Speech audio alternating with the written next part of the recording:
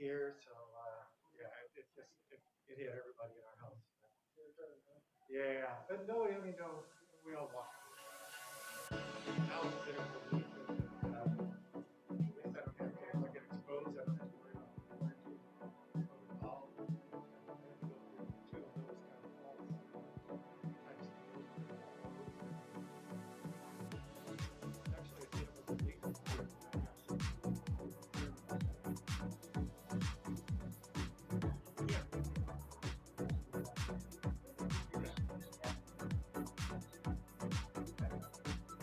yeah, I'm thrilled about that. I'm excited about that. Look over here.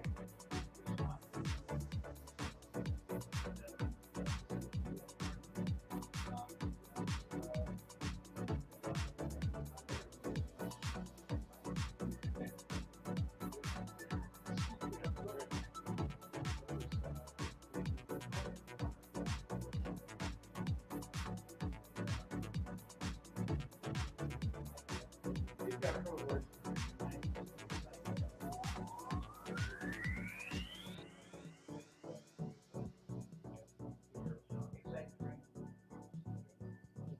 It just makes sense.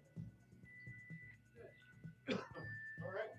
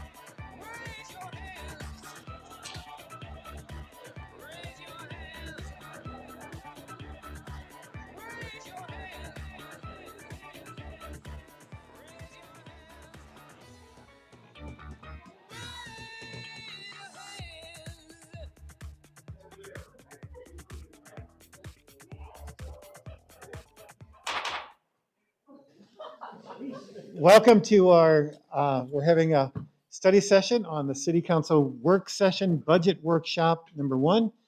We have all of council in attendance as well as Councilmember Lopez is calling in. So thank you, council, for being here. And with that, let me turn this over to City Manager. Thank you, Mayor, Council. So back in December, we did have the budget kickoff. It's hard to believe we're already talking about 21-22 budgets, but tonight we'll have a very high-level overview of ongoing in looking at next year's preparations for the budget. And I'm going to turn it over to Don Lang, Management Services Director. Hello, there we go. I'm live. Oh. Good evening, Mayor and Council. So tonight is our first budget workshop for the fiscal year 21-22 budget. That doesn't mean we haven't been working frantically on this, because we have. It has been in full swing since actually October. We start already. Departments have been reviewing their department budgets, looking at their needs, reviewing the COVID impacts, all kinds of stuff, working with us. So tonight we'd like to show you where we're at, get some feedback from you on various topics, starting with, we're going to provide a financial outlook for 21-22 for through our COVID update process. We're combining our quarterly update with this evening. So 2021 national, state, and local economic quarterly update will be provided. Then we'll get into our preliminary budget, our 5-year ongoing forecast for the city, general fund specifically. Have a brief conversation around public safety personnel retirement system, capital improvement program, preliminarily where we're at, as well as property tax. Discuss key budget dates, and we should be done, hopefully, before 6. So the financial outlook, starting with that. Each year we set a theme. This year, or the current year, 2021, our theme is the future's in sight.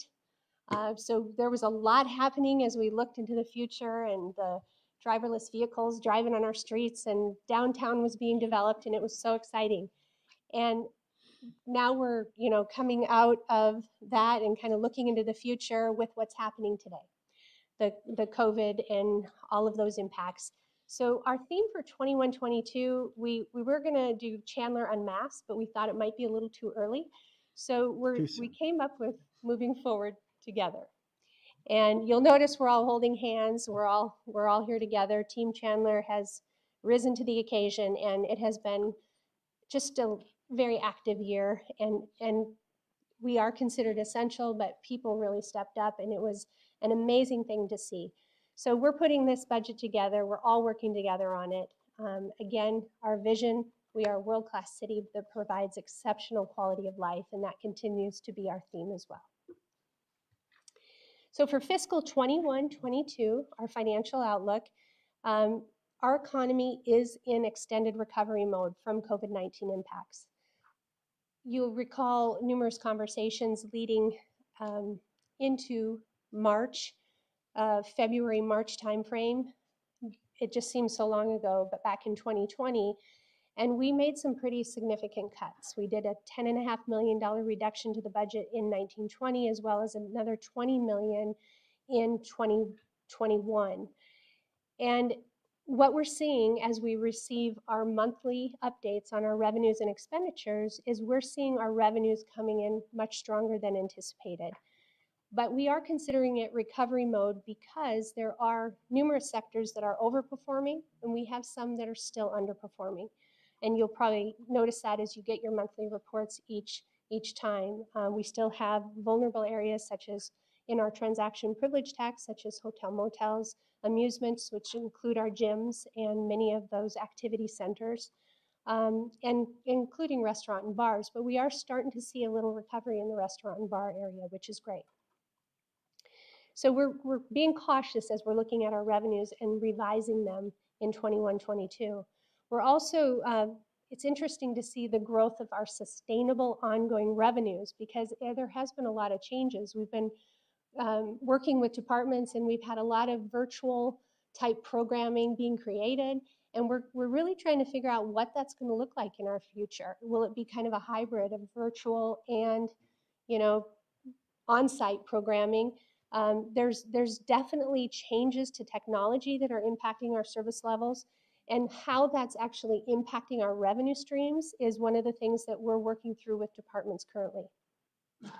Development revenues continue contributing to our one-time general fund, but at a slower rate.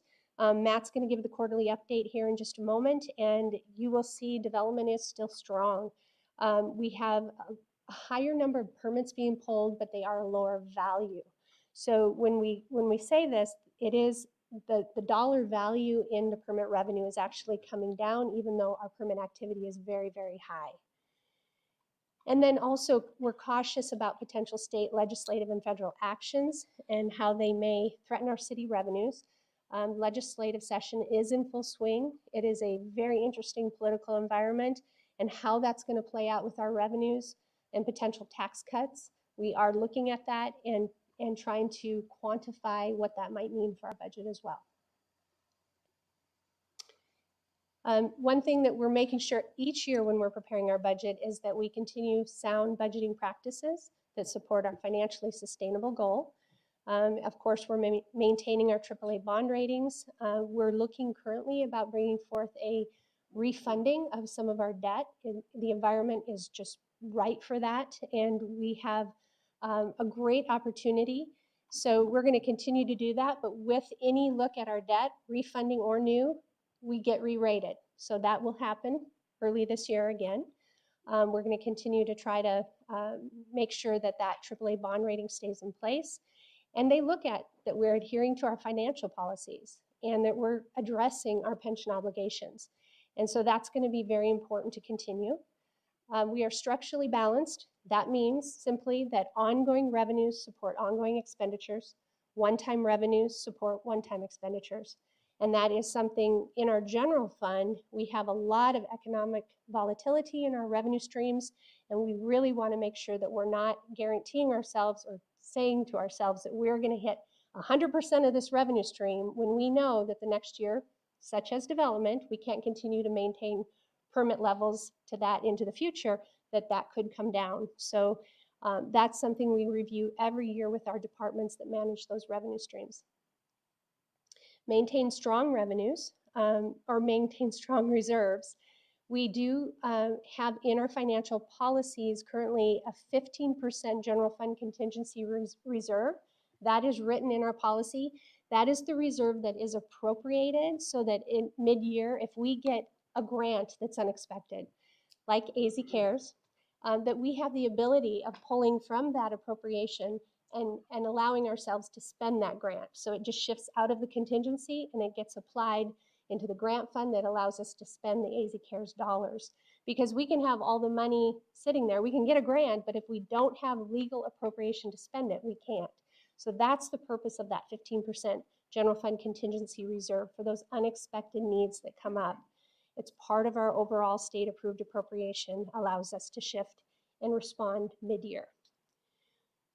Just for the sake of knowing what that value is, it's calculated based on the percentage of actual, whoops, I'm hitting the speaker, sorry about that. 15% of our incoming revenues on an annual basis, all the revenues that come into the general fund, and that value is $34.8 million in the current year. We also maintain a budget stabilization reserve, and this is set in our financial policy at a minimum of 10 million. That level, this is an unappropriated reserve. So this is just like us having money in our savings, and we plan to spend a certain level of dollars, but say that those revenues that are coming in, our wages get cut or something, it allows us to pull from that reserve, if you will, to make up for the lost revenue stream. It's not appropriation, it just simply makes up lost revenue. That's the purpose of a budget stabilization.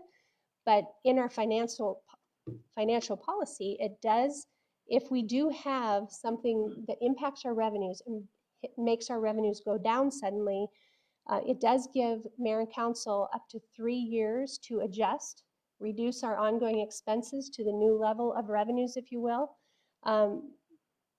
3 years to pull from this budget stabilization reserve. That is the maximum, because then the expectation is that we will adjust our budget to meet our new revenue stream. And then finally, managing expenditure growth. Maintaining our existing services is always a goal. If we can enhance or add to services, that certainly gets vetted as well, but at a minimum maintain. And then of course, maintaining our existing infrastructure, because we want to make sure that we keep a very strong quality of life for our citizens and businesses. And the last slide in this first part, before we get to the quarterly update, is just a refresher on our financial policies. We look at these every year, review them for any updates. We will be bringing forward, and this is based on Arizona revised statute, the update to our pension funding policy that's required annually. So we're preparing that, and we'll bring that forward. But as of this moment, we do not have any recommended changes to our policies. They are working as they should. And I'll turn it over to Matt Dunbar for the quarterly update.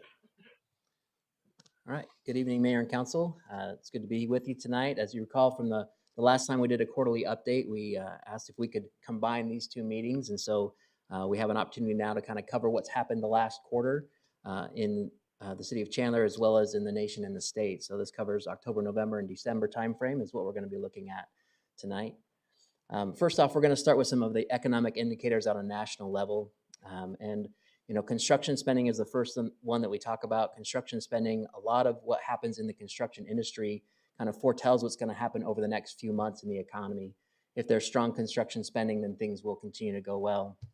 When I thought about construction spending, I thought I would share, a joke about construction, but I was going to deliver it, but I wasn't sure I was going to nail the punchline, so I decided to skip that one. So our business formation statistics as well are important for us. They give us an indication of how many new businesses are willing to enter the market. We've seen continual growth in this area over the last few quarters. 1.1 million new businesses added in the fourth quarter of calendar year 2020, which is good news. Additionally, the advanced monthly sales for retail and food services was up 0.6% from the prior month. So we continue to see strong desire for retail and food service type sales. And then our manufacturing and trade inventories are up again from the prior month. This percentage you want to be fairly close to zero, but in the positive range. So a 1.32 is actually a good number for that indicator on the manufacturing and trade inventories. It means that the inventories are turning over at a steady clip and being replaced by new manufacturing and new goods coming into the economy. Also, here we'll take a look at the unemployment statistics. So unemployment nationally has dropped in the last quarter from September 7.8 to December 6.7. Arizona, though, however, had a blip where they went up from 6.7 to 7.5 by December 2020. And there's some speculation as to what is driving that. In talking with economic development, it could be that some of the payment protection plan monies that kind of dried up in that time frame may have added to the increase in Arizona specifically, and also an increase in Chandler. You'll notice that we went from 5.3 to 6.0 in December. That number just came out. So while we are still better off than Arizona and still better off than the nation, Arizona has seen some kind of mixed news over the last quarter as far as unemployment is concerned. When you look at the Phoenix Mesa Scottsdale MSA forecast, this is provided by the University of Arizona on a quarterly basis. They update all of their projected numbers. Each of the areas where you want to see projections increasing, all increase. So personal income increased their projections for not only 2021, but also 22, 23, and 24. All of those numbers have increased since the last quarterly update we provided for you. Retail sales, the estimated retail sales have also increased slightly. The non-farm employment has increased as well as our population numbers. So population in Arizona continues to grow. We continue to be a magnet for people to migrate to, a state where things are going well, and people want to be here and businesses want to relocate here as well. As residential permit numbers, while there's a decline in 2021 from 2020, the anticipated, those numbers have increased in the projections as well. So we see increases in all categories that you want to see those increases in from the University of Arizona MSA forecast. Mayor. Hey, Matt, go back to that previous slide, please. The personal income growth. I've been watching this for the last couple of years. Is the minimum wage driving this as much? Because it looks like it's, you saw job loss, and some of those were obviously a lot of those were lower paying jobs, unfortunately, where they got hit hard. But those that are increasing, I didn't see, I don't see much industry giving raises this year. That's why I'm curious where this came from. You got any more thoughts on that? Or get back with it if you don't. Yeah, that's one thing that we can look into because the University of Arizona does provide all the statistical information here. I'm not sure what basis they're using or what data they're gathering all their information from, but we could look into what's kind of driving those numbers from their perspective. Yeah, just curious. I mean, it's not a big deal, but just curious to think if that's really what's driving the growth is that particular one element or there's others. Right. Thank you, sir. Thank you, Mayor. All right, so next we're going to talk about specifically the city of Chandler and what we saw during that quarter, October through December. As far as building permits, as Don mentioned, our permit numbers continue to remain strong. So we continue to see building permits being pulled. The prior quarter, we had 1,070 permits. In this quarter, we had 1,096 permits during that quarter that were pulled. So, strong numbers out of our development services area. However, the value of the permits is slightly down. So every once in a while, you'll see some of those kind of large blips. Those are significant projects that have come in, and you're not always going to get a significant expansion at a manufacturing plant or things like that each year. So, while the values look a little up and down more, really that number of permits being pulled is a good indicator of how much construction activity is happening in the city of Chandler, as well as how likely individuals are to invest money in construction activity here in the city as well. So a good indicator there from the permits. When we look at some of our business open closing analysis, so we're looking at these numbers are kind of a comparison since March when kind of the COVID impacts began to look at what the net impact or the net delta in our business registrations has been in the city of Chandler. So you'll notice that, closed from March to December, 213 businesses have notified us of closures. Now, that doesn't mean that's all businesses that have closed. We're currently in the middle of our renewal process. We're about 62% through that process with our businesses that have registered with us. And so those numbers will be updated as we go throughout the renewals. However, we do know that registered from that same time period, 597 new businesses were registered. So net newly registered businesses of 384. That number is going to include businesses that have closed because they sold to another business owner. So both of those numbers, you'll see the closure and the opening of a new business because an LLC was sold to somebody else and the ownership information changed. Also businesses that have changed ownership type. They've gone from a sole proprietor to an LLC or to a corporation.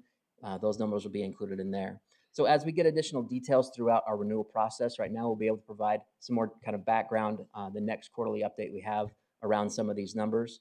But one thing that we wanted to point out was, the renewal process, the business registration is really important to not only the city of Chandler as far as understanding what our business community is doing and kind of the inflows and outflows, but it's also important for businesses.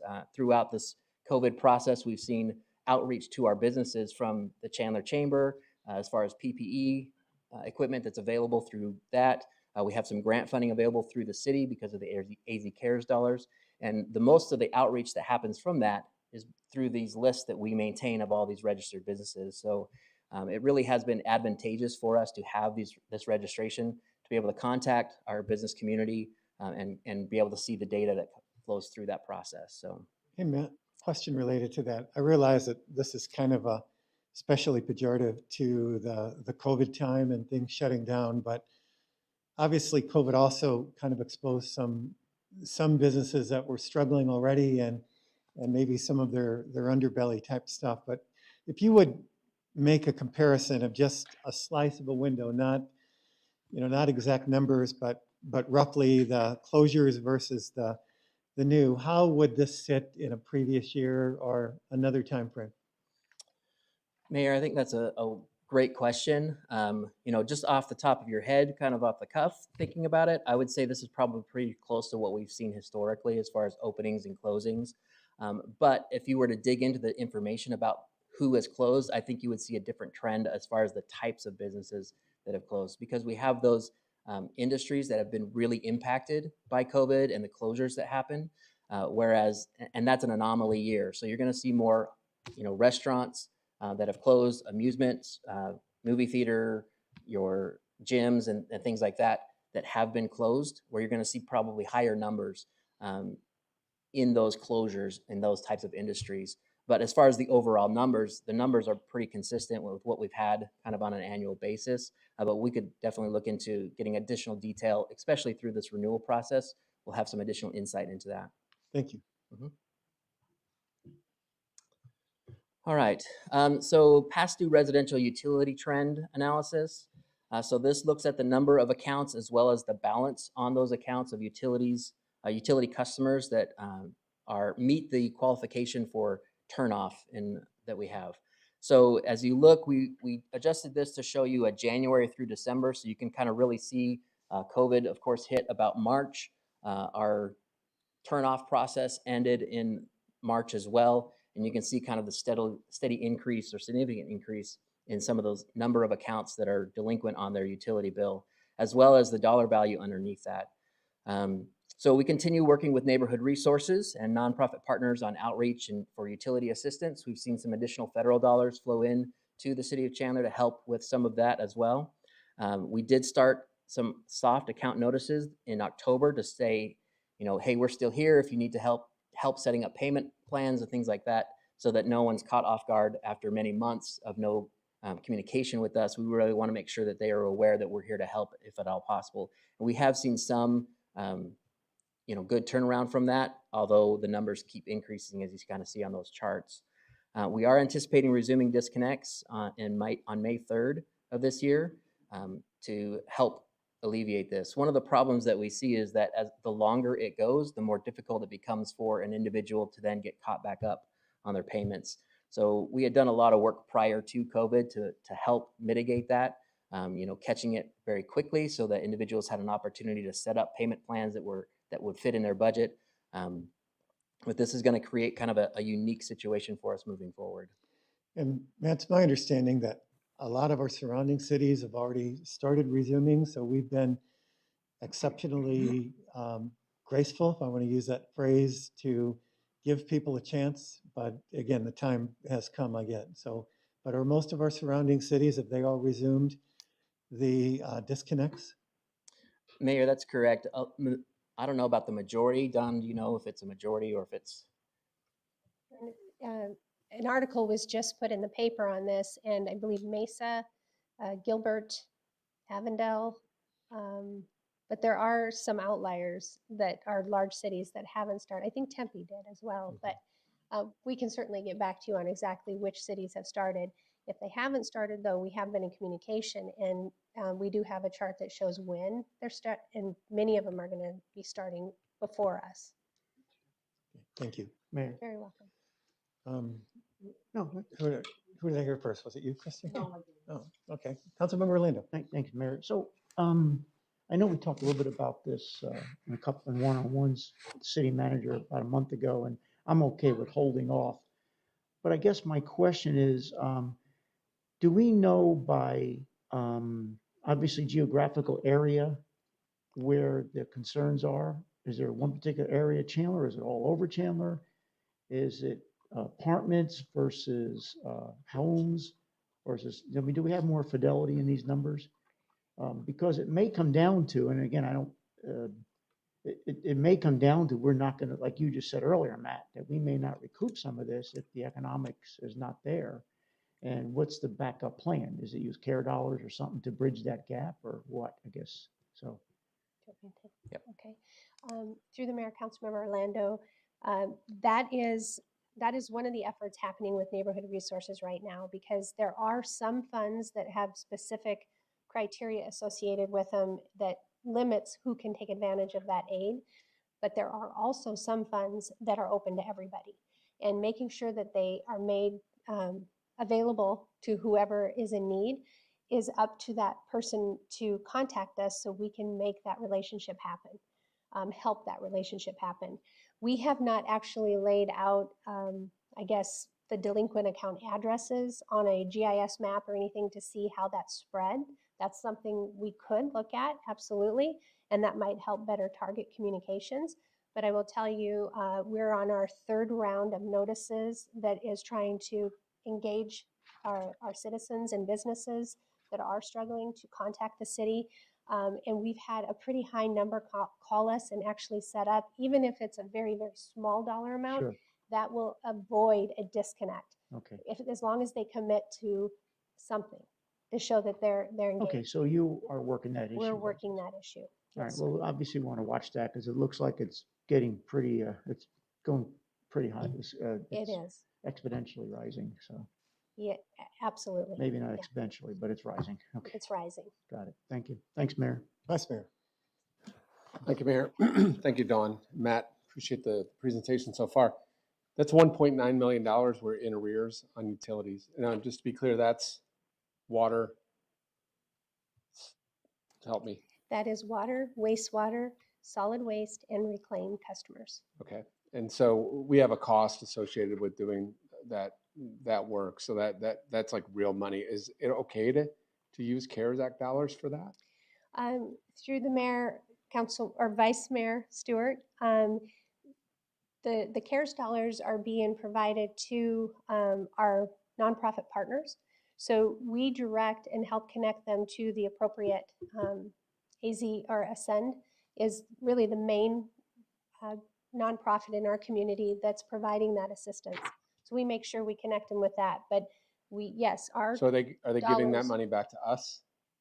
our dollars go to Ascend. Ascend then provides that assistance. And yes, then it is for rent and utility assistance. So some of that does come back to pay the utilities. And CBDG dollars can do that as well? CDBG can as well. All right. But So those have, I apologize for interrupting, those have strings attached to them, I guess, if you will, very specific income level requirements. okay. Okay. And so what would you think the percentage of people that just said, okay, this is tough times, I can't pay this bill, versus people, that's a tough dart to throw, Yeah. isn't it? Yeah. Well, what do we know about it? What do we know about what's the average person that hasn't paid their, like, where do we help and where are people taking advantage of the system? Because this is, the rest of the taxpayers in the community are subsidizing that arrears payment, right? We're paying the extra bill, or we're not able to do something in our upcoming budget because that money is not being accumulated. So that means we don't do parks expansion, we don't do other things. What's the plan there? So through the mayor, Vice Mayor Stewart, it is not going to impact our general funded operations. These are utility funds. They do not cross over to general fund at all. They're Okay. completely self-supporting. So it would impact the rate that our utility customers pay. If we're missing revenue, then we have to adjust rates accordingly. So we're watching that as well and just trying to make sure that our utility funds stay healthy. Thank you, Don. You're very welcome. I know we have a lot to talk about, but a further question on that. Penalties, have they all been applied? Is there a way to defer or eliminate some of that, or? Yep, through the mayor, Councilmember Rowe, we have not been charging any late fees, no penalties since March. So their balances have not accrued because of interest or penalties at all. And typically, it would be, is there a percentage, or if, It is 2% that would be added for every month that they are in arrears. and outstanding balance? Outstanding balance, yes, Okay. and that is not happening. All right, thank you. You're very welcome.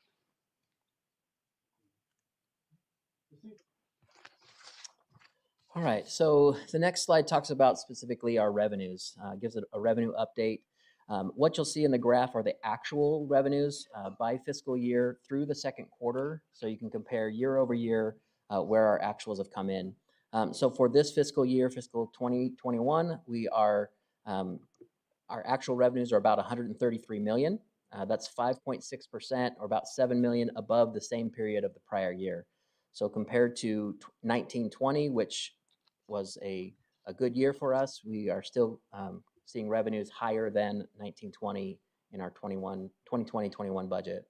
And our COVID reduced budget, prorated based on historical trend, we should be at 114 million. So if you remember, Don talked about we did $20 million reduction in our revenues. So when you look at our total revenue that we budgeted for the fiscal year, and then we prorate it based on how much we typically receive in each quarter, we should have received 114 million. So we're significantly above what our current revenue projections were for the fiscal year. at 114 million is where we should be. We're at 133 almost, so it's about 19 million or 16.6% above that reduced COVID dollar amount. So revenues are coming in strong.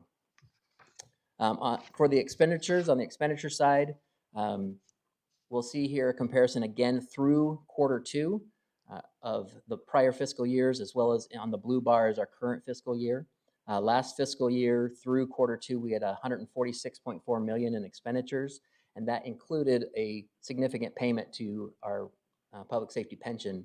And whereas this year we haven't made that, or hadn't made that through December, we made that now in January. So that'll show up on the next quarterly report. But we made an additional $15 million payment in the current fiscal year, which will show up there. But even with that, we're very close as far as a comparison. Because our expenditure, our budget was lower in the current fiscal year, the percentage will show a little bit higher, 47.9%, because our budget was lower. What we spent shows a little higher than prior year, 44.9% when you remove that public safety pension payment out of the equation. So we're still sitting at a good spot. We're 50% through the year, and we're under where we typically would be.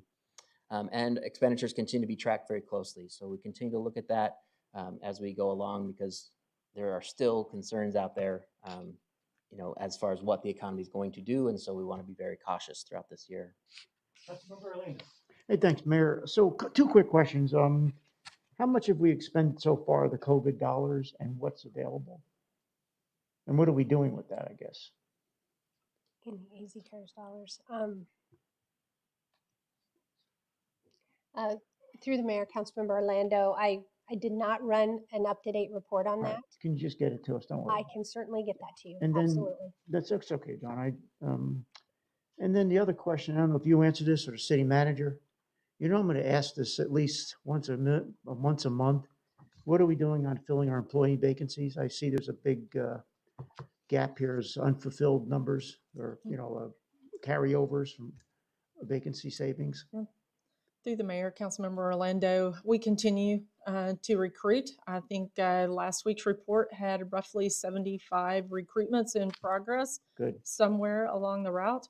Raylyn is here if you have a specific question, but nonetheless, her office is extremely busy in trying to do recruiting. I will tell you, on the last report, I believe there was 121 currently vacant positions in the city. So the 75 is addition to the 121, or that's just the cumulative, the 75 plus? Yeah, no, so 75 is what has currently been authorized to begin recruitment. Out of the 121. Out of the 121. And Okay. that is primarily because Raylyn is on overload down there in her office. So, yeah. So that looks better than we were a couple months ago as well. But 50 something, I believe, when I asked you last month. As far as the number that's being recruited, yes, sir. But the overall total vacancy is up from the last one. Yeah, and that was another question we'll be asking later on about total vacancies. Okay, thank you, Mayor. All right, so with that ends the financial update. So Don's going to go through the preliminary 5-year ongoing general fund forecast. Okay. Mayor and Council, we have completed an update of the preliminary forecast in our budget book that is online. Each year, we actually publish the ongoing forecast for the city under the executive summary. It is detailed with all of our forecast assumptions. I'm holding it up, like showing you where it is. We take that forecast and we do our preliminary update based on what our revenues, the actual data for the first part of the fiscal year we're in. We work with departments because there are some revenue streams that they manage, just like development services and building permits and so on. We also get data from the state, the league, the county, in order to make revenue level decisions. We are in a situation that we have not received all that revenue. So we are labeling this very preliminary, but I did want to just kind of acclimate you to the general fund. There are certain revenues that inflow every year, and we of course have expenditures that spend those dollars on an annual basis. So before I actually go through the forecast, I just wanted to kind of refresh your memory on those annual inflows. Our largest percent of revenues that come into the general fund annually is our local taxes, our transaction privilege taxes, our licenses, and our state shared revenues. And that makes up 85% of the revenues in our general fund. It's a very significant sum of that. And out of that, our local taxes is about 54% of that. Then we have charges for services. That's like use of park pavilions, building permit revenue, planning, zoning fees, and so on. 6% of our revenues represent that. We have 3% coming in from miscellaneous receipts that include things like our interest income on our idle funds, fines, court fines, leases, surplus sales of our fixed assets, those type of things. And then finally, about 6% is made up of our property tax, which is just the primary portion of our property tax. That's the only portion that can go in the general fund. The amount that comes in there is about $8 million on our primary side. And then indirect cost allocation is those enterprise funds, water, wastewater, solid waste, reclaimed. They actually, because they're ran like a business, they are self-supporting, they have to pay for the services that they receive from the city. So they pay for us doing their payroll, paying their bills, accounts payable, the city clerk time, law, all of those, they pay for those services, and we get a revenue in from the water fund, the wastewater fund, called an indirect cost allocation. And that's quantified annually and also adds to the general fund. So in total, between property taxes and that indirect cost allocation, it's a 6% revenue. So those come in every single year into the general fund. The outflows represent our largest, of course, is our personnel. 77% of our costs is personnel, made up of wages and benefits. And of course, we are a service organization. We are essential. And it's a significant investment when we bring someone on, so we take that very, very seriously, and they are our team Chandler. Then we have the additional costs of the ongoing base budget that includes all of our contracts and our utility costs and the operations and maintenance type costs. We also have one-time dollars out of these general fund revenues that we can dedicate for consultants, pilot programs, purchasing a printer, things like that that don't happen every year, but are more one-time type purchases. And then finally, transfers to replacement funds. The city maintains a technology replacement fund, a fleet replacement fund, an equipment replacement fund, and those each of those funds contribute to those based on how many vehicles, computers, servers, those type of things that we maintain so that we can replace them in the future. So those are all the outflows. If our revenues exceed our expenditures on an annual basis, that's how our general fund balance starts to build. And the city of Chandler's we consider those one-time dollars in the general fund balance. When we spend those, they're gone. So we use those typically for capital projects and things like that. So now that we kind of have a review there, we're going to pop right into the general fund forecast, our 5-year ongoing forecast. Because this is preliminary, I'm going to just kind of, again, get you familiar with the format here as well, and then we'll go through kind of our assumptions in each area, because I think there are certain areas that we just need some feedback as well. Line number 2 represents our revenues. This is those inflows we just discussed that come into the general fund. For 2021, columns 1, 2, and 3 represent the total revenues we anticipate in 21-22, looking ahead. And then it gets broke out into those that we believe are sustainable over time versus one time. And right now we have it split 18% one time, 82% ongoing, and we'll talk about that in just a moment. And then we have some pretty conservative revenue growth based on what's happening in our nation, and it's difficult to be too aggressive in our future growth based on potential tax cuts, things like that that could impact some of our larger revenue streams. So we'll move down, and I'm starting with lines 4 through 12 represent all of those outflows or expenditures. And again, we budget for the current, based on current activity in the current year. We set what we believe to be the expenditure levels in the upcoming budget year 21-22, and break out the portion that's ongoing, and then we project our ongoing forecast over the next 5 years. So it's important that we continue to be structurally balanced, and this forecast certainly does continue to do that. So we're going to break it down, and we're going to start with revenues. So next slide talks about the revenues. I mentioned our forecast is 267.9 million. And if you look at just that ongoing column, we are actually projecting our ongoing revenues to go up preliminarily at 2.6% or 5.6 million over the current year, 2021. We're still, like I mentioned, we're still waiting for data from the league and the county. But when we get those between now and Budget Workshop 2 and finalizing the forecast, we'll be able to update these revenues again with additional data. The forecast is very conservative. It's gradual increasing from 1.8 to 2.6 a year. So we're going to look at that as well, because I mentioned in the earlier part of our update that it is an interesting time because of COVID. We usually have very predictable trends as we have moved through the years, but all of a sudden we have this very strange activity going on at different revenue levels. Some that we thought would go down are going up, and some going up or going down. So we're reviewing that, and we're looking to see where we may need to make an adjustment to that trend as we move through the years. When we look at our one-time, I mentioned that we're looking at 82% of our overall revenues projected in 21-22 to be ongoing, which means excuse me, which means 18% is one time.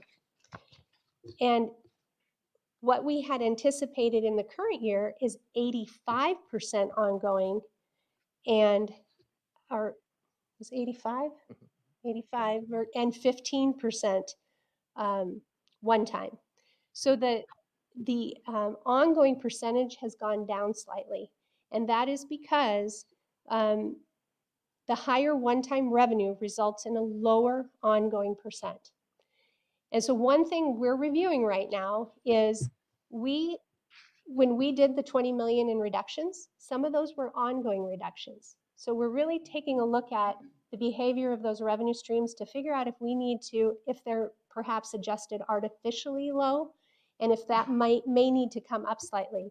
So that is one of the reviews that we're doing to make sure that it is really 82%, or does that percentage need to go up a little bit before we finalize this forecast? Additionally, that leaves 18% or 47.9% of our total projected revenues to go towards one time. That means those dollars can't be used to hire people, cannot be used for ongoing costs. So it's really one of those balancing acts, and very important that we get this right, because we certainly don't want to set it so low that we prevent the city from moving forward. So it is a balance. But the good news is revenues are strong, and I think there is some opportunity here as we continue with the update of our forecast. Move on. But just one more thing regarding revenues, because transaction privilege tax is one of our largest revenues, we did want to show some history for you. This chart actually shows 13 years of actuals. Those gray bars represent the actual transaction privilege tax revenues all the way back to 2007-8 fiscal year, all the way up to 2021, the current year we're in, is the black bar with the yellow around it. And you'll see the green arrow called COVID. We tried to give it kind of an ugly color because we're ready for it to go away. And then we put a little blue line on that black bar. That represents actually where we set the budget after cutting it, heading into 2021. And of course, what is above that is where revenues are actually coming in. So COVID is very unpredictable. Everything you're hearing in the nation, you would think that our revenues truly would be at that blue line level, that light blue line, but it is acting very, very differently. And it's difficult also to compare community to community because we have communities even around us that are struggling because they're more dependent on tourism. They have a different focus. And in our city, and really from our current council and past councils have made decisions that have set an economic base that has fared very well during a COVID crisis, if you will. We also show 5 years of projections here, of course, with the yellow line around our projected amount that we've been discussing in 21, 22. And that orange line represents the ongoing. Below that orange line is our ongoing sustainable, and above that is the one time. And that's that balance, trying to figure out how much will be sustainable in the future versus, overcommitting would be a bad thing because as we learned during the recession, we ended up having to cut over $130 million from our budget to get our revenue or our expenditures at a level that met our revenues again. And that was a very difficult position to be put in. So it is something we take very seriously when we update our budget every year. So now jumping down to the first expenditure line, which of course is our largest, and that is our personnel expenditures, wages and benefits. If you look at the forecast that's in our budget book this year, one thing we do when we update this in our preliminary, we do not have any additional positions in here. Our position count is unchanged. So our city has 1,694 full-time equivalent positions. 81.5% of those are in the general fund. And that's what this number represents. And it is, again, 77% of our total expenditure is the personnel and wages, or wages and benefits of our personnel. But there's been some interesting things that have happened. When we update this, we do include certain costs. And in our preliminary forecast, we're updating the benefits that go with that existing position count. The health benefit, retirement, and workers' compensation have all been reviewed. In health, we're looking at a potential health increase of 3% for calendar year 2022. Too many twos. And then for retirement, we've received the rates from both of ASRS as well as PSPRS. And we'll talk about PSPRS in a moment. But what we did find is ASRS actually went up slightly. PSPRS for the first time actually went down in total cost to the impact of about $304,000. So that was really good news to see. So our one-time overpayments are working for us. And workers' compensation actually had no change in this budget. But that is an area we're having to monitor because of COVID and some other vulnerabilities in that we have built in increases in the out years for workers' comp. And then other costs included would be our MOUs or our agreements. Those are already committed. We're in year 2. And police and fire merit of 5% has been included in this number, as well as the fire market at 0.75% that was agreed on in their contracts. And police shift differential went up 10 cents. Costs that we did exclude, because it is too preliminary, there's a lot of conversation that needs to take place around employee merits and markets.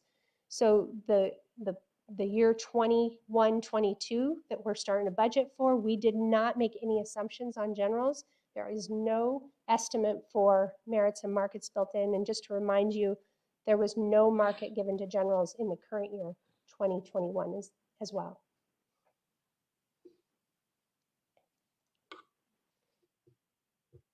Mayor, Council, I did visit with all of you individually last week a little bit about this issue. Right now, Human Resources is working on an analysis comparing the city of Chandler to our regular comparative cities across the valley. It is still in very preliminary stages at this point, and I haven't seen any recommendations yet coming from HR. But just in some very high level, it looks like at least that generals may have slipped up to 4% in the last 2 years in the market. And that may be creating some of our issues. So there will be in the future a recommendation in regards to merits and markets based on looking at the forecast and all of the decision packages and everything else that we have to weigh in there in capital O&M and all of that. So anyway, nonetheless, I just want to make that known that, we have slipped. We were one of the very few cities that did not include markets for the general employees as part of this year's budget. Mayor. Councilmember Orlando. And thank you, City Manager. I was going to ask that question. So, but yeah, I definitely would support going out for that market survey. I would definitely support what we could do to keep us competitive with the Valley. We saw the low employment rate, or at least the high employment rate, but government's a little bit different. We have a different unemployment rate, as you know. So I would definitely be supporting and looking forward to some kind of recommendation from staff in regards to keeping us competitive and keeping our employees satisfied and working with the city. But the second question I have for you is this drop program is beginning to concern me as well. We have 10 officers or public safety individuals are in the drop program. When do we start looking at recruiting, hire, training? Particular police officer takes like approximately 18 months. I think the last time we heard those numbers. Firefighters about what, 10 months, 9 months? I can't remember the exact. I may have them flipped. I just Around 9. So the question is, when do we start recruiting for those people so that the day that person retires, the next person's already trained and ready to walk into that position? Through the mayor, Councilmember Orlando. That is something that we evaluate every year, sitting down with both chiefs and getting a fairly good idea of who's in drop, who's not going to be in drop, who's maybe coming into drop. And we have a public safety reserve that is set aside, and it fluctuates a little bit every year depending on that drop number and forecasted out. So with that, we can't always know who's going to enter drop. And I will tell you that what we have seen in public safety is more people are actually entering drop than what we thought would. But nonetheless, with that, both chiefs have the ability to hire up to all of those reserves plus their full complement. In police, they're not able right now to even recruit enough to fill their full complement. So they have the ability. It's just we're trying to get the recruits in the door for that. Okay, let me just summarize. The revenue's there to do this. It's just a matter of us getting the bodies to fill it. You are correct. Thank you. Appreciate it. Fire is a little bit different. Fire has plenty of folks applying. City manager, particularly for our police, when someone mentions they're entering drop, that gives us, what is it, a 4-year window or how many years before we know from drop? Yeah, so mayor, it's actually a 5-year window. Okay. However, what we are seeing most recently in the last probably 2 to 3 years is people are entering drop and then they're going on before they complete their drop term of 5 years. So they're retiring sooner than that. So that is creating also some issues. And that's a disadvantage to them financially, right? They don't get the full benefit, but whatever their life goals are, is they're retiring early? That is true, Mayor. However, a number of them that we're seeing leave are going to another career. And so they can start that career sooner and probably make up that difference somewhere along the route. Okay, thank you. Councilmember Harris. I wanted to ask the city manager, what is the years of retirement of a police officer if they join the force? What is considered retirement age for the city of Chandler? Yeah. Through the mayor, Councilmember Harris, typically it's around a 20-year life as a police officer.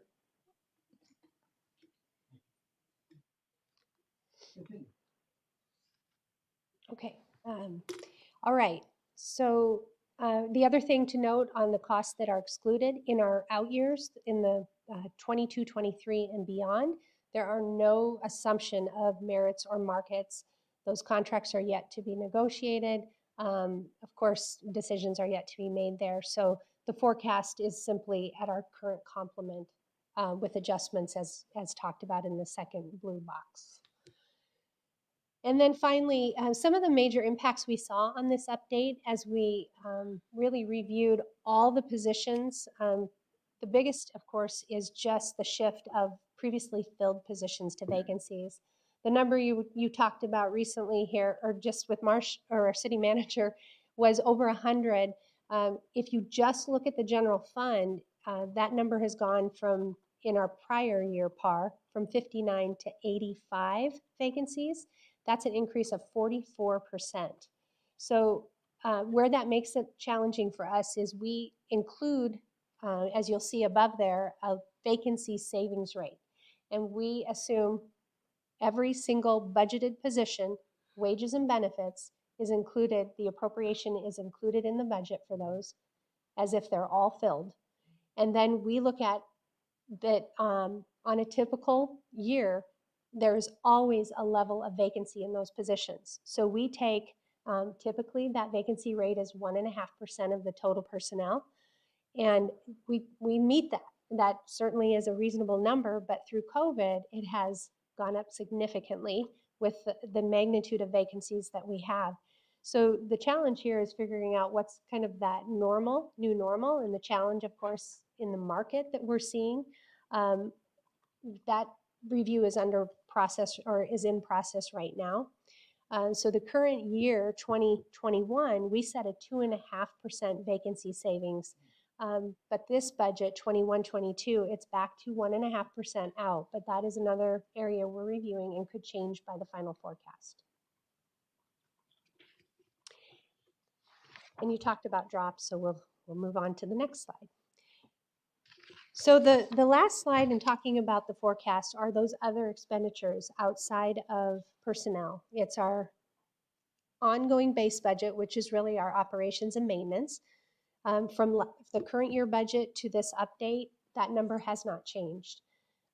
As I mentioned previously, departments have submitted all of their requests, and we call those decision packages. Those have come through with people and operations and maintenance requests where they're asking for additional funds for their budget to either maintain because costs have gone up. We've seen increases in utilities. We've seen increases in service contracts, consulting excuse me, ongoing computer contracts. And of course, other areas to maintain existing service levels, but they're also looking at changes that they're seeing or creative changes they're making during the COVID period that may become ongoing. So it could be an enhancement or just a change to our existing service. But those total decision packages, you'll see on the bottom right-hand side of the slide that we're seeing coming from departments. In the general fund, we have about 6 million in ongoing requests, and we have 8.1 million in one-time requests using general fund dollars. That 6 million does include 22 position requests. There is certainly some pent-up demand there for positions, and it is, you know, it's a balance in looking at how to reallocate people, how to reclass perhaps, but some of those positions come with new services. So there's a lot of review going on with those requests right now, but certainly in our preliminary forecast, we haven't included any of those additional costs until the city manager makes her final recommendations. We also looked at reestablishing the council contingency. If you recall, in the current year, that was taking out of the budget due to COVID. Typically, mayor and council receives $75,000 in ongoing and $325,000 in one-time dollars to use during the amendment process to either add new to the budget or reallocate during the amendment process. But those funds have actually been added back in to our ongoing forecast. The $75,000 has been added back in.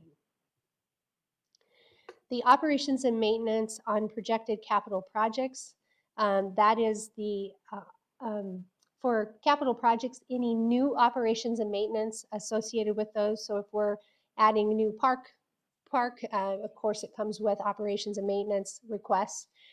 Those are projected based on our current CIP. We're working on the update of our capital improvement plan, and those numbers will change with our final forecast as well. But currently, those still are exactly the same as you would see in our current forecast. And then, of course, the self-insurance fund contributions are also in there, we look at each of our self-insurance funds, and the risk fund has seen some increases. That is our property insurance that the law department manages. And then we also have our fleet fund that we did a thorough review of year and a half ago, and it might have been 2 years now, but we do know that we do need to increase that contribution, and that has been included in the forecast last year and continues in this forecast. So with that, in our preliminary, we have an additional $2.1 million that could go towards changes to employee wages and benefits, or operations and maintenance. And of course, like I mentioned previously, we have a little bit of work ahead of us still, additional data we're receiving. As a matter of fact, we just yesterday received Christmas sales, and Christmas this year compared to Christmas the prior year, just looking December over December, we're 14.8% higher. That's going to give us a little more confidence to adjust that number, specifically our transaction privilege tax number. It shows the strength of how that's continuing into the year. But the league numbers are going to be critical for us in our update of our revenues. Let's have a rough. Oh, thank you, Mayor. So Christmas sales. Yes. So I imagine that includes internet sales too. Through the mayor, councilmember Rowe, it certainly does. Yes. So that finance has kind of figured out a way to, it's being collected widely across the country now, and so we're getting our percentages. Yes, councilmember Rowe, that we are seeing, we're able to track the Wayfairs, the Amazons, and actually see what's coming in from those. It's not being consistently applied yet, and there's a lot of work going on across the nation to make sure that there is consistent application. So we may get none from some sales and the full complement from some and half from some. It's kind of all over the board, but absolutely that has impacted our sales tax revenues. One thing to just know is that we have always seen online sales for like Walmart and Target and some of these larger stores like that. We've always had that inflow coming in. The Wayfair has helped bring visibility to some of these other online retailers and has certainly boosted those sales, but there has been a shift between in-store versus online on some of those that we typically see come in, like I said, Walmart, Target, those type of stores. It's kind of So- interesting to see how that's behaving. So that's good, and there's room for improvement still. Absolutely. All right, terrific, thanks. Mhm. Councilmember Harris. Yes, Dawn, I wanted to ask you, in terms of the online sales that we are experiencing, how do we as a city track that? Is that something that's necessarily done through the state? How do we count that in when there is a lot of online activity going on and it's not traditional sales? Right. Through the mayor, Councilmember Harris, the state actually is the ones that collect on our behalf. When an online retailer reports that revenue into, if they made a sale in Chandler, it gets reported and attached to a code, and that code brings the money from the state into Chandler. So we can actually, we receive reports on where that revenue comes in from, and we can see based on the code that it was one of those online retailers versus a brick and mortar retailer in our area. Does that help? Yes, one more question, Okay. Dawn. So if a small business they primarily do business online and don't necessarily have a retail store or have a strong, like they're not like a Barnes and Noble or a recognizable brand, how do we track those small businesses that do those type of sales in our city? Through the mayor, Councilmember Harris, it's very similar. There's a expectation that they would create an account with the state and actually collect that transaction privilege tax on those online sales and remit that through their reporting to the state and show that those sales were made in Chandler.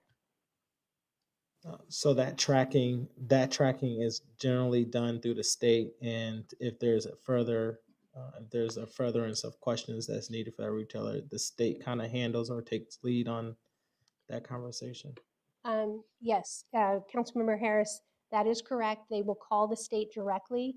The city of Chandler often gets involved if they're on hold a long time or they're having trouble getting an answer. We can assist any of our businesses. They'll often call us and we'll then work with the city's unit at the state to help get answers for them or help if they're just kind of stuck or have questions about how to file anything, any issue we can help with as well. Anything to add? Okay. Okay. All right. So it is 5:37. We're doing pretty good here. So we've gotten through the general fund ongoing forecast discussion, but we're going to shift for a minute into one-time dollars. We're going to get into a lot of detail on one-time dollars at our second budget workshop, but these are the ones when we look at that 80, what was it, 82% and 18% split of our current revenues, that 18% goes into this one-time dollar category, as well as any fund balance in our general fund. And there's a lot of different needs that we can meet with one-time general fund dollars. We can add new capital. We can maintain our existing capital. We can reduce pension debt. We can replenish reserves. And we can also use it for one-time operations and maintenance type items. So with that, I did want to focus in on reduction of pension debt. And then just review a couple things because, of course, this has been a big topic over the last few years, actually since 2014, 2015. I don't know about you guys, but I'm getting tired of talking about this. So moving on, we got the actuarial report as of June 30th, 2020, and it's always interesting to see what that says. And of course, typically we're just really disgusted and wonder, why does this number keep going up? Well, I am happy to report this is the first year we've actually seen Chandler's number go down in quite some time. So the additional payments that we are making a difference. When you look at, we thought we'd kind of give you a bird's eye view of many of the surrounding cities as well. Gilbert takes a very aggressive approach on theirs. They actually have a policy in place that if their general fund revenues exceed their expenditures at the end of the year, whatever that dollar amount is, they put it towards PSPRS. So they make some pretty significant payments on an annual basis, and they are paying it down very, very quickly. So theirs went down 31%. Chandler's, we've been overpaying as well, went down 5%. And we're actually at about 17-18, fiscal year 17-18 level in this report. So that, I was pretty happy to see that. But you'll see many of the other cities some of those balances are just really difficult, and they're having a lot of discussions about how to deal with that, and their discussions continue as well.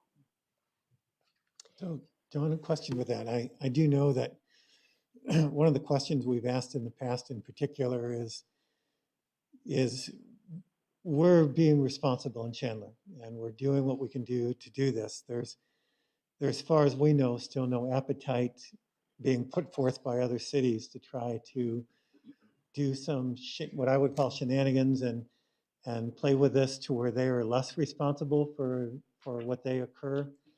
How is at different times that conversation has come up? Can you respond to that? Yes, Mayor. I think you are correct. There hasn't been as much focus in some cities. I will tell you, the public safety retirement system has been much, much better at sharing information, and their annual conferences provide really deep dives and updates on all kinds of topics to help cities better understand this. The more that information is getting out there, the more these cities are looking at this issue. Are they still discussing it and not really addressing it? Absolutely. But there certainly has been, I guess, a higher focus in the last couple years, but it has been one of those things that is difficult to address. It's a very complicated topic, and some cities have not necessarily put as much focus on this conversation. Okay, thank you. You bet. Councilmember Harris. Dawn, I wanted to ask you some questions in reference to the PRPS. At our current rate right now, when will when should we expect for that to be paid off? I know we're paying $15 million while staying consistent and making the current payments, and we pay an additional $15 million annual. Can you share when do we expect for this debt to be completed? And are there any other opportunities that we've looked at to just get rid of the debt completely? Through the mayor, Councilmember Harris, where do I start? Our pension debt. So I'm trying to think, what was the first question? The first question was, when do we expect it at the rate that we Okay. are right now? So we have in our pension fund, we have a requirement to have this paid in a certain amortization period. A few years back, they gave cities the option to either choose a 20-year amortization of their pension liability or a 30-year period to address this. And those cities that are overpaying may be able to pay it down earlier. Those cities that perhaps are not are going to see a much higher increase in their employer contribution through the years, and they're going to still have a commitment to pay down, but it's all going to come through their employer contribution, and it's going to continue to ratchet up. For the city of Chandler, we are now in year, after this actuarial report, we have 16 years remaining to pay down our pension liability. And that's one of the requirements in Arizona revised statute. We bring forward that pension fund policy, our financial policy. That is one of the reasons why the local officials in many other communities are actually seeing that liability, because it's now a state requirement that that financial policy be in every single municipality. So they're having that conversation because it's going on an agenda and it has to be approved. So it is, you have a very specific period of time, and that is our period. We have 16 years remaining. And we have looked at numerous things. For us, there's an ability to sell bonds, but you're taking a risk in the open market to do so, to pay off that liability. And it locks you into a payment that you have to make with interest. So if a city has the ability to choose the level of the payment and the timing of those payments without interest, it certainly is a better option than having to actually sell bonds for that. And there's a lot of controversy over pension bonds as well. So in our case, because Chandler has put a plan in place and we've looked at the use of one-time dollars towards this, that actually is a better plan. Mayor and council have put in place for quite a few years. The second question was, okay, that was the second question. My last question is that currently right now, are we paying any interest? The way we have it set up right now, we're not paying any interest, or it's not costing the taxpayers additional dollars by either waiting the full 16 years or paying the 15 million on top of what we already are paying. Yeah, currently. through the mayor, Councilmember Harris, it is costing us more the longer this liability is out there. So the more we can pay upfront, the greater our savings will be long term. What's the interest rate currently right now?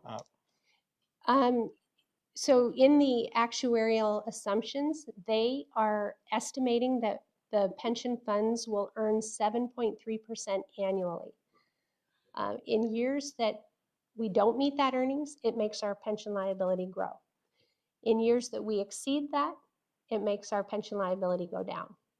And right this year, we actually saw the actual, and they use a 7-year smoothing on that, but it's about, they actually put it on one of these slides, 5.4% smoothed over 7 years versus 7.3. So that's probably going to be a discussion at a future PSPRS board meeting about perhaps bringing that interest rate down again.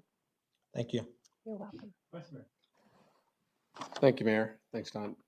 There's so much here that I'm just taking in as it relates to this. Yeah. A couple of things that I want to ask you about. When we talk about inflation, would it make more sense for us to pay off this liability in tomorrow's dollars instead of today's dollars in light of the $6 trillion that have been introduced into the market? The inflation rate's going to significantly kick up over the next 2 to 3 years. The ability to pay that PSPRS at a rate where it stays flat versus trying to aggressively pay that down in today's dollars may make more sense to pay it down based on Keynesian economics, right? I mean, we won't have to pay back as much. Does that make sense? And so my question, I guess, is deeper, is like, how are you seeing the $6 trillion factoring into the budget that we're talking about today? That's the big elephant in the room. I mean, that is what's causing these increases. It's nothing that we're necessarily doing. We're just seeing an incredible amount of cash flow into the market. And if we're trying to pay down today what we could pay it down tomorrow, does that make sense?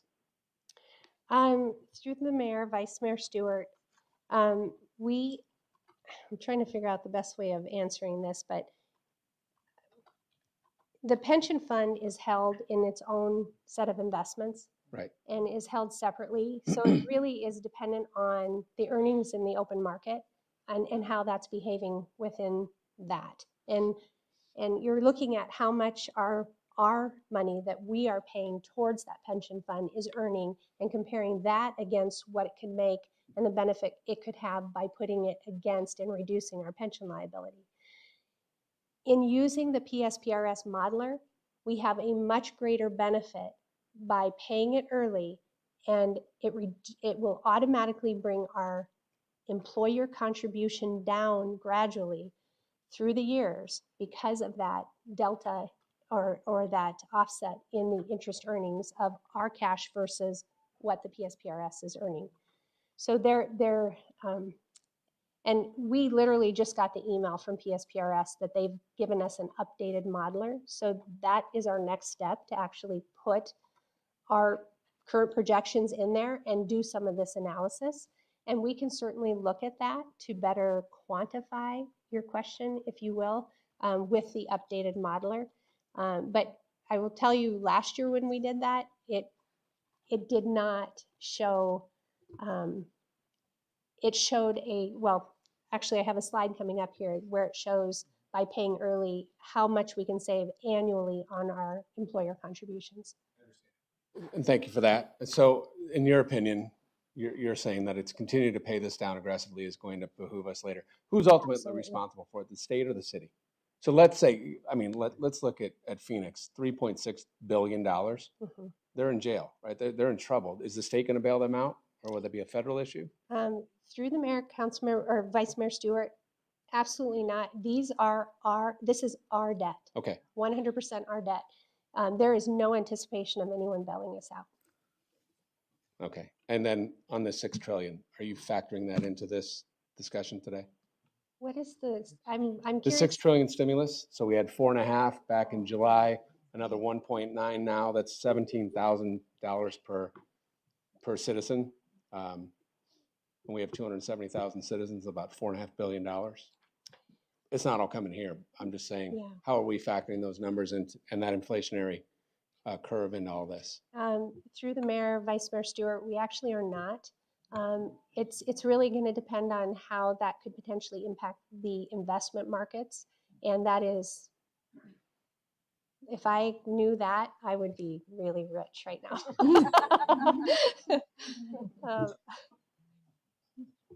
Okay.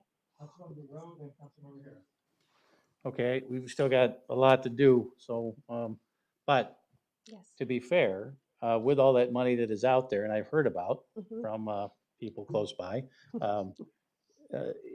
if that helps the markets perform, and if that flows into the markets, then there's a great chance that our benefit will benefit on our investments that we have already paid.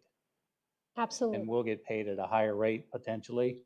But over the course of 15 or 16 years, there's a potential for a lot of ups and downs.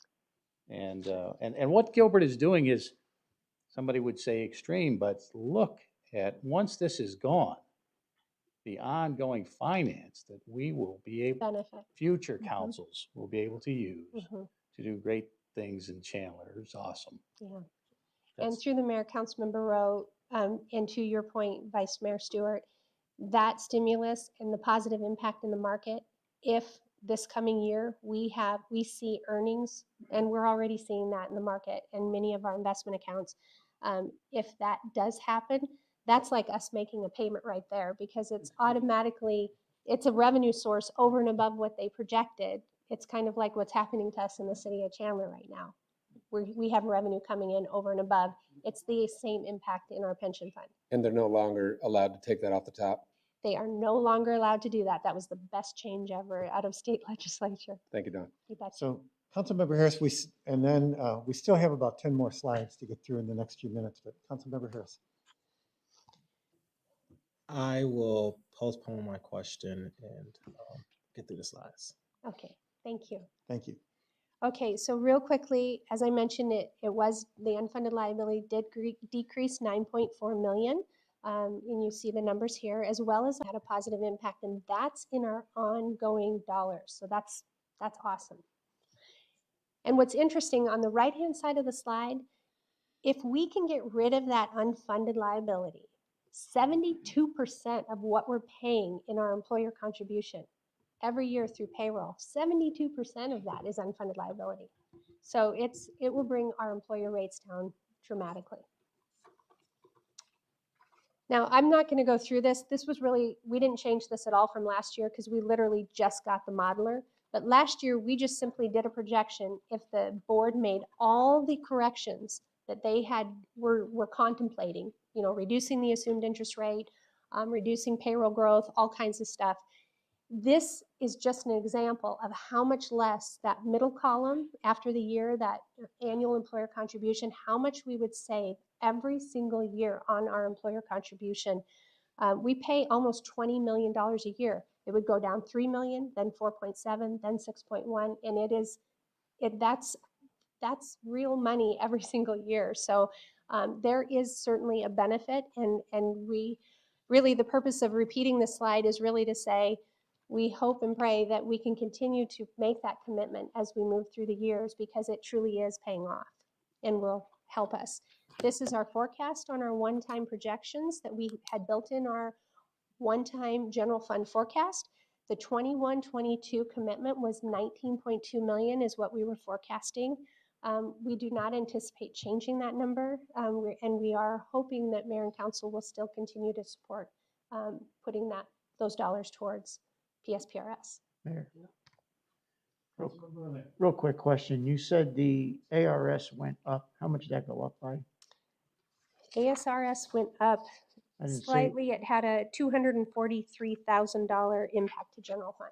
Okay, so 3.8%. PSPRS went down 340.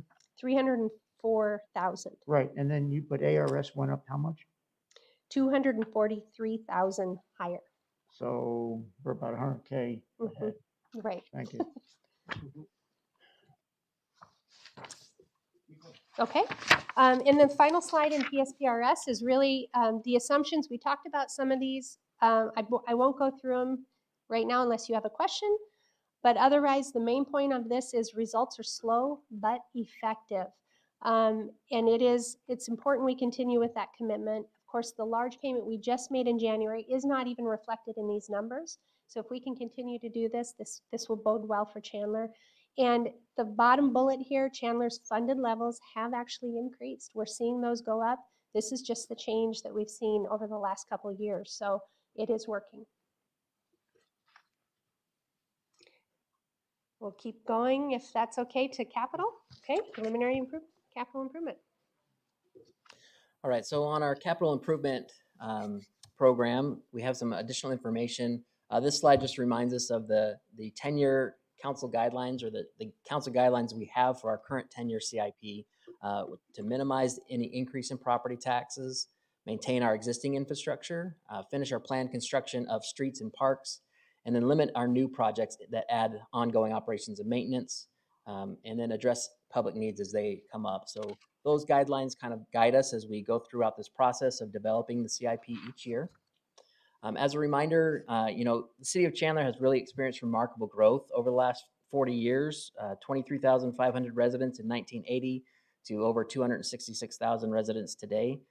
And so throughout that time, we've added infrastructure. This gives you a good idea of the number of buildings and our fleet and the miles of street and water lines that we maintain. Many of those which were built in the 80s or 90s are now coming close to the end of their useful life. So maintenance continues to be a high priority to make sure that the infrastructure we currently have is available to serve our citizens. And then our 10-year plan that we are currently in the process of developing has a variety of projects that will really assist our citizens, including community and regional park improvements. Remaining arterial street projects will be finalized in the current 10-year CIP. Alma School Road, Ocotillo Road, Chandler Heights Road, all of those projects are contained in that.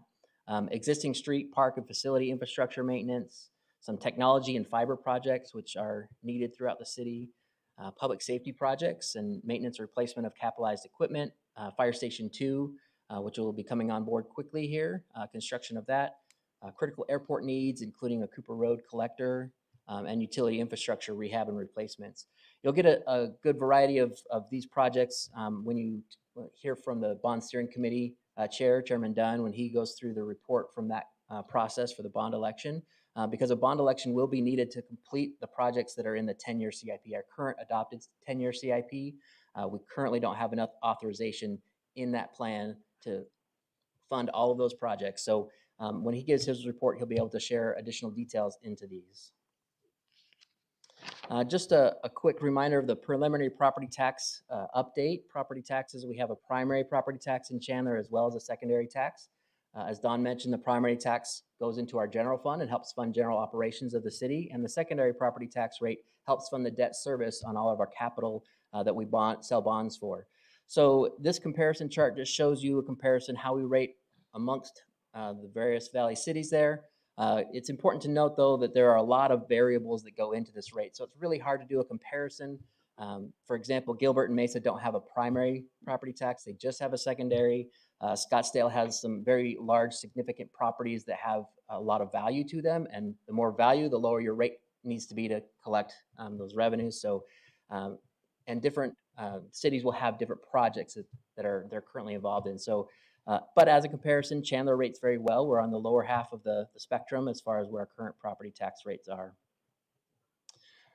This is a, oh, go ahead. Thank you, Matt. We used to be just a notch above Gilbert. What's happened? I think that's overall. Is that overall? Yeah, we used to be second in overall property tax, yeah. right? No, that has to do with the, when you consider water. And everything else in there. Okay. Yes. So then a deeper question is, so we're seeing extreme increase in value of property in Chandler. Are you expecting to see a property tax rate decrease considering the revenues be continuing to go higher? And the reason I ask is that we have a fixed income community in Chandler. They've been, we're going to talk to them about a bond later on this year. They just got hit with a school district bond of $290 million or something like that. We have their values of their homes are going to go up, and they're going to be assessed. So their taxes for their property are going to continue to go up, but their fixed income is not moving up with it. Do you expect a tax reduction rate or tax rate reduction? Mayor and council, that's, and Vice Mayor Stewart, that's really at the pleasure of council. It would be a reduction to our general fund dollars. Right now, we're looking at potentially maintaining that rate, but we can certainly bring forward an analysis of what that would mean, what that would look like in this next budget workshop, and do some calculations on that. Thank you, Don. Mayor, Vice Mayor, just wanted to add to that answer a little bit. So when you hear from Chairman Dunn at the next meeting, you know, if you want to look at any reductions in the rate based on all things equal right now, some of those projects that will be presented will need to come out of the list. So because right now everything has been built around leaving tax rate equal. Everything in the bond. And in the 10-year CIP. We haven't seen that yet, so. No, you will see it at the next meeting. I'm just telling you that it was built on that. And so anything, if the council wishes to reduce, just know that some of those projects go away. Maybe. Maybe. Yeah, it's got Property's still going up, like all of that's been dramatic. accounted for. Yeah. Really? So And will the we get a projections. presentation on that? Absolutely. It's part of the finances in all of that Okay. discussion. Yes. Great, thank you. All right, so this next slide just gives a snapshot of what happened this last year with property taxes. So we did have a property tax slight reduction in the rate from 1.1281 to 1.1201 for the current fiscal year. And so again, we'll bring back, we just got the property tax information yesterday, so we're continue to do our analysis for what that's going to look like in the next year. We do know that the total increase in the property tax was 6.3, 6.8. 6.8% was the total increase that we saw in the city of Chandler. The majority of that, I think it was 3.9%, was of new property being added to the city, which is fabulous for the city. Taking dirt lots and making it into taxable property is fantastic. And then just a reminder of every dollar of a tax bill, only 9.8 cents of that tax bill comes to the city of Chandler. Of course, we'll update this on the new information that we have that we just received, but 9.8 cents will come back to the city of Chandler for every dollar a citizen in the city of Chandler pays in property taxes. Just a reminder of some key dates. We have next our budget input time will kind of kick off in early March, and that's a kind of a restructure of the budget live that we did last year. And this will be an opportunity for social media events and for citizen feedback throughout that process. We have a workshop too in late March, and then our all-day budget brief in late April on the 23rd. And then, of course, the council meetings that will be coming up where public comment is available, the amendment discussion, our tentative adoption, public hearing and final adoption June 10th, and then the adoption of the tax levy on June 24th. And with that, Mayor and Council, we'll answer any additional questions you may have.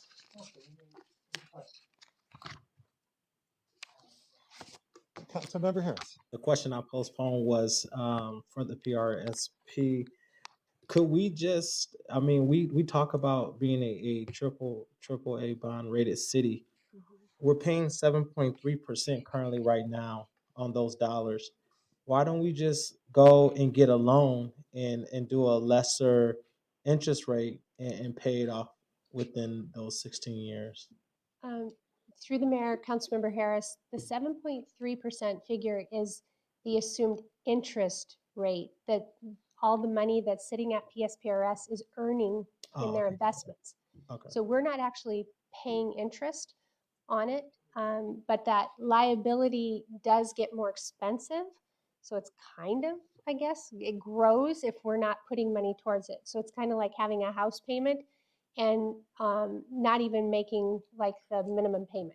So if you will. we're not paying interest on the money that we assume to owe No. to the PRS. Okay, thank you. Exactly. That's what I need. Thank you. All right, any other questions? All right. Council, it is now 6:04. Let's take 5 minutes. Let's start at 6:10 with our council meeting.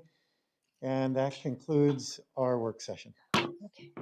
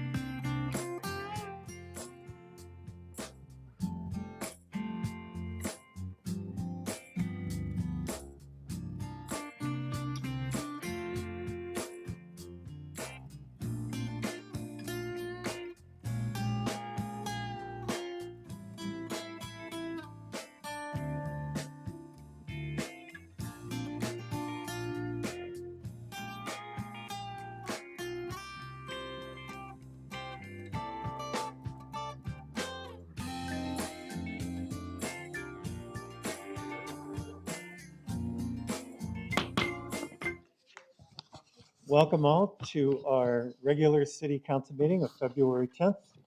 We want to welcome you all here today, and clerk, please call the roll. Mayor Hartke, Here. Vice Mayor Stewart, Here. Councilmember Harris, Here. Councilmember Lopez, Here. Councilmember Rowe, Here. Councilmember Ellis, Here. Councilmember Orlando. Here. We have a quorum. Thank you. Our invocation tonight will be offered by Susan Stevens Clark from the Chandler Baha'i community, followed by our Pledge of Allegiance by Councilmember Odie Harris. Please join me in prayer. This is a prayer for healing, physical healing, mental healing, emotional healing, and spiritual healing. Thy name is my healing, O my God, and remembrance of thee is my remedy. Nearness to thee is my hope, and love for thee my companion. Thy mercy to me is my healing and my succor in both this world and the world to come. Thou verily art the all-bountiful, the all-knowing, the all-wise. Amen. Amen. Please join me for the Pledge of Allegiance. I pledge allegiance to the flag of the United States of America and to the republic for which it stands, one nation, under God, indivisible, with liberty and justice for all. Thank you, Susan Stevens Clark and Councilmember Harris. Council, we took time on Monday to look over the consent agenda, of which we have a number of items and no action currently. Council, what is your pleasure? Mayor, Who said that? Mayor. Okay. The masks always mess with me. So. Councilmember Orlando. Mayor, I move that we approve the city council regular meeting agenda items 1 through 24 dated February 11th, 2021. Second. We have a second by Councilmember Rowe. Council, any comments? All right, please vote.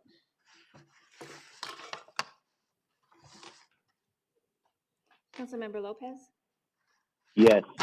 motion carries unanimously. All right.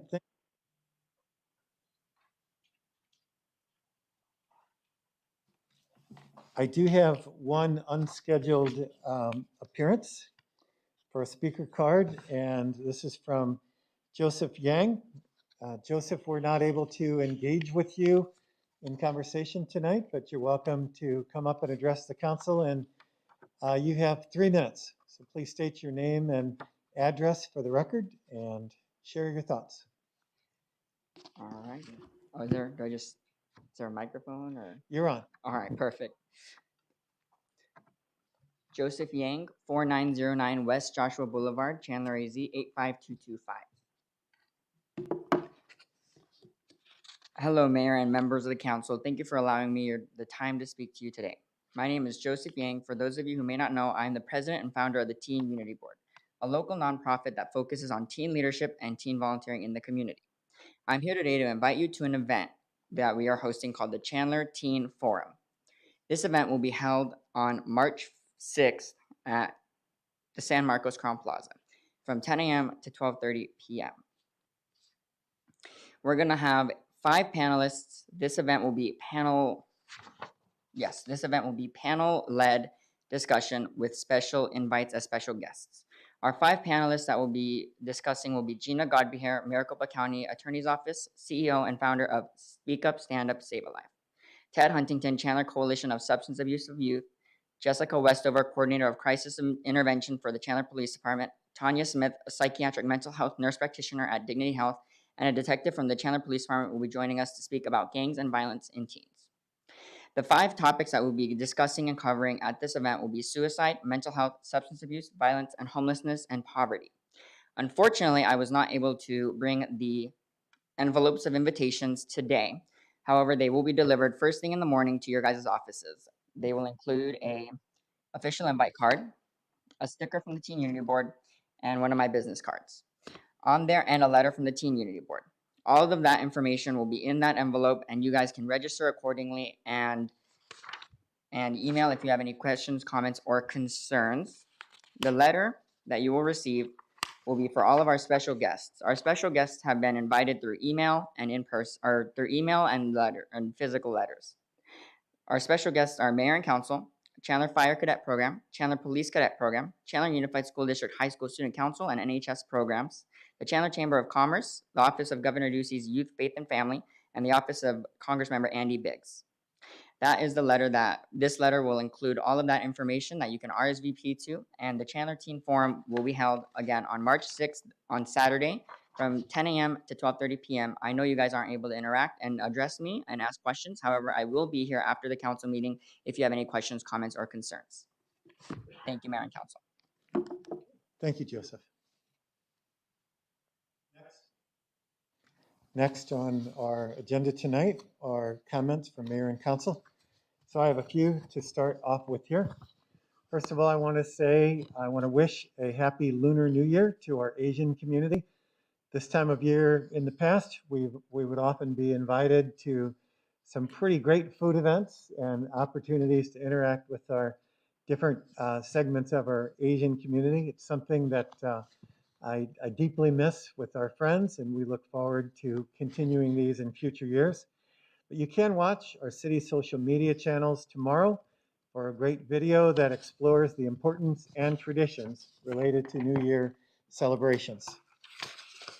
Secondly, I'd like to talk about the State of the City address. I want to invite each and every one of you next Thursday for our virtual 2021 State of the City address. We will be going live on the city's Facebook and YouTube, in addition to broadcasting live on local cable channels. As we all know, 2020 was a challenging year, and in this year's address, I will pay tribute to our community's strength, our innovation, and the spirit that led us through. Let us know you will be joining live by RSVPing to our Facebook event, or that you can also visit the city's website for more information. And finally, I'd like to just make public with our city manager's upcoming retirement. This week, Council appointed Joshua Wright as our acting city manager. That will occur seamlessly in the transition with our city manager. Josh has been with the city for 4 years as one of our assistant city managers, and prior to joining Team Chandler, he was the town manager for Wickenburg for 5 years, and he serves as an assistant to the city manager in Marana for an additional 5 years. We look forward, Josh, to your working with us and continuing to keep Team Chandler running forward. So, Councilmember Harris. Thank you. Thank you, Mayor. I wanted to make a few announcements. Just on this past Monday to kick off Black History Month. Last week, we kicked off Black History Month with a special lighting ceremony at the City Hall, and it was lit in red to celebrate the month. So make sure you get some snapshots of the City Hall. It's just lit in red. Want a special thank you to many of those that came out. Pastor Victor Hardy, who led us to a great prayer. Ready, Set, Go Foundation, Base Arizona, Chandler Chamber of Commerce, Chandler for Change, Black Chandler, and many residents and also fellow council members came out as well. So it was awesome. And we appreciate everyone that came out. Also, I hosted a Black Business Roundtable last week. The Black Business Roundtable, where we was able to discuss with local business owners to talk about their needs and challenges during the pandemic. And I would like to thank everyone who participated, and I look forward to continue to meet with you all in different groups throughout this year. So continue to watch my social media and continue to watch the city's social media as we put that information out there. Lastly, I would like to openly invite everyone to West Alley Barbecue as we would do a closing ceremony for Black History Month. The last Sunday of this month. Come and learn and come and just enjoy Black History Month with us. We're going to have some great music, some great things going on. We're going to have a DJ and live music at the West Alley Barbecue. Look forward, go to my social media, go to our social media, and you can RSVP. There's only a limited amount of seats. It is free for the public, so all you have to do is just RSVP and pay for your own food. That's it. Thank you, man. That was February 28th, did you say the last Sunday? Yes, last Sunday from 3 to 6 p.m. All right, thank you much. Vice Mayor. I wish I had a connection to get into that party. I got you. Anything I at West got Valley, you. anything at West Valley, but that's a great event. I will definitely try to be there. All right, awesome. I got a Um, seat for you. Thank you. On a more somber note, this pandemic's been challenging for everybody, not only in the city, the state of Arizona, but the entire world. And so we've had some challenges with some teens that have been struggling without being able to go to school, not being able to connect with their friends. Just the overall impact of COVID has dramatically affected our teens. The social media pressure is immense. Next week, I'll be going live on Facebook with a mental health advocate and a few teens from our local area to discuss mental wellness during this pandemic. I think it's extremely important that we talk about the major challenges that our kids are facing and the resources that we're going to try to provide in the community to support them. This isn't over. Well, we may feel like vaccinations have happened, but there was a whole thing going on behind the big shiny thing in front of us, which was COVID. There was the mental health issue, and so we definitely need to get in front of that. So stay tuned on the mayor's Facebook page, on my social media for that event next week, and we'll definitely try to cover as much as we can. Thank you, Mayor. Councilmember Rowe. Thank you, Mayor. Nothing for me. All right. Councilmember Ellis. Thank you, Mayor. Well, it's tax time again. Whether you like it or not, it's here. And so what the city is doing through VTAC, which is an organization, the Volunteer Income Tax Assistance Program, that we are presenting some volunteers to help anyone in the city who would like to get help getting their taxes done. The city also is partnering with Mesa United Way to offer assistance at several East Valley locations in Chandler. So go on our social media. You will see that also in Mesa and also in Chandler. That starts now through Tuesday, April 13th. Also, we will have free tax assistance that will be available by scheduling an appointment online if you really need that. This is the time right now. We don't want you to be late in your taxes. There's a lot of things that are available. Please access them. And if you have any question, don't forget to go on the website and make sure you make an appointment so that you can get your taxes done. We're here for you and we're providing you resources. Please access them. Thank you. Thank you. Councilmember Orlando. Other than going to do my taxes right now, I have nothing else. And City Manager. Nothing tonight, Mayor. All right. Council, that concludes your meeting. Thank you all for your service to our community.